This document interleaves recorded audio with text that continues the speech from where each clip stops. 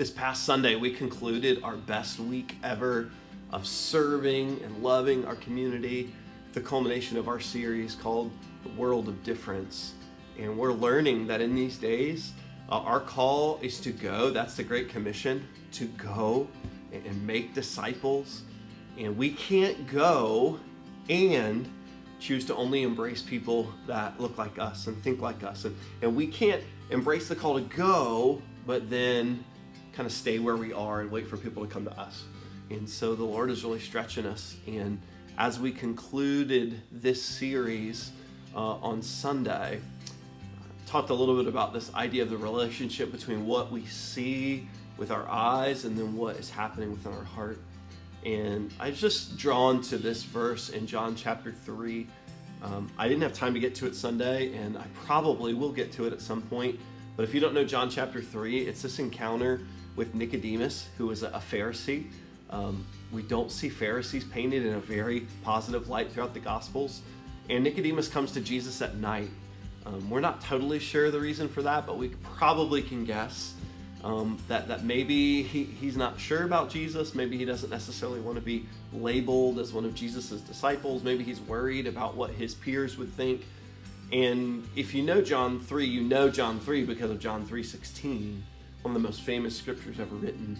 But it's a verse in John chapter 3, verse 3, that I've just been thinking through over and over in these recent days and weeks and months. And it's just been challenging me. So I just want to take a minute to share it with you today.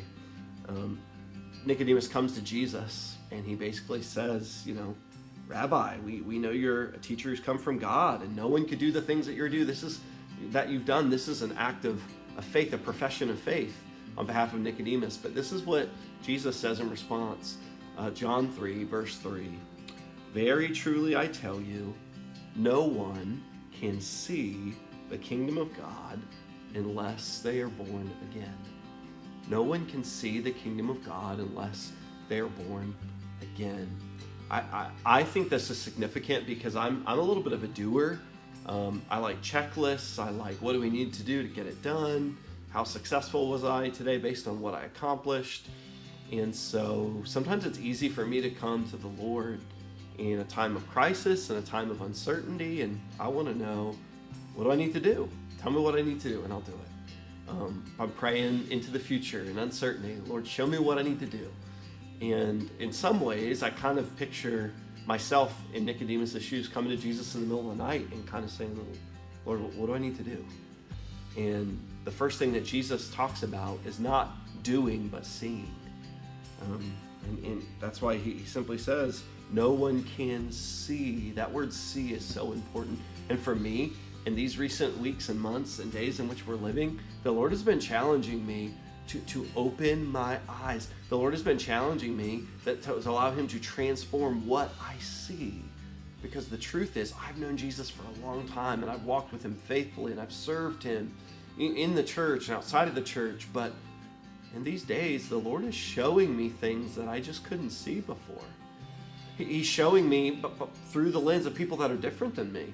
By just sitting down and listening and sitting down and, as we talked about week before last, identifying with someone else's pain and their story and their brokenness. And through it, God is opening my eyes to help me see things that I couldn't see before. That idea of seeing is so important. And before Jesus wants to talk anything about what you do, he wants to talk about, can you see? And specifically in John 3, what's he talking about? Seeing his kingdom. His kingdom is different than our kingdom. It is. And we know that maybe, but so often we try to reconcile, or we try to kind of blend his ideas with the ways of the world, or we allow kind of the world, the culture around us, the day in which we're living to speak into and kind of become the kingdom. But Jesus is inviting Nicodemus here to see, to have his eyes open to see the kingdom of God.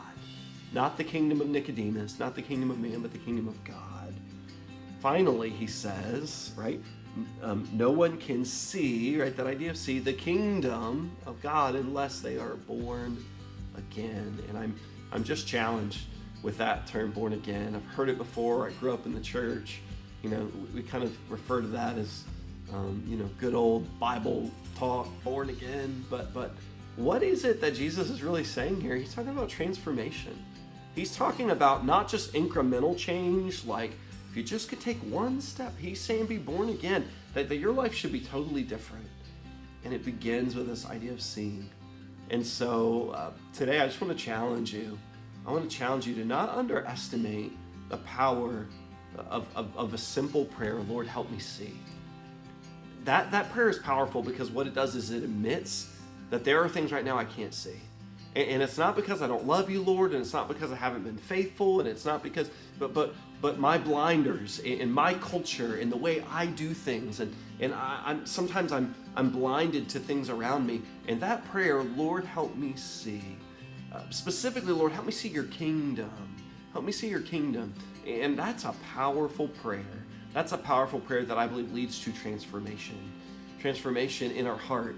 That again, what happens as we're transformed from the inside out, I believe, then we begin to see even more what God desires us to see. So today I pray, not just for your heart to be changed, but for your eyes to see the kingdom of God around you.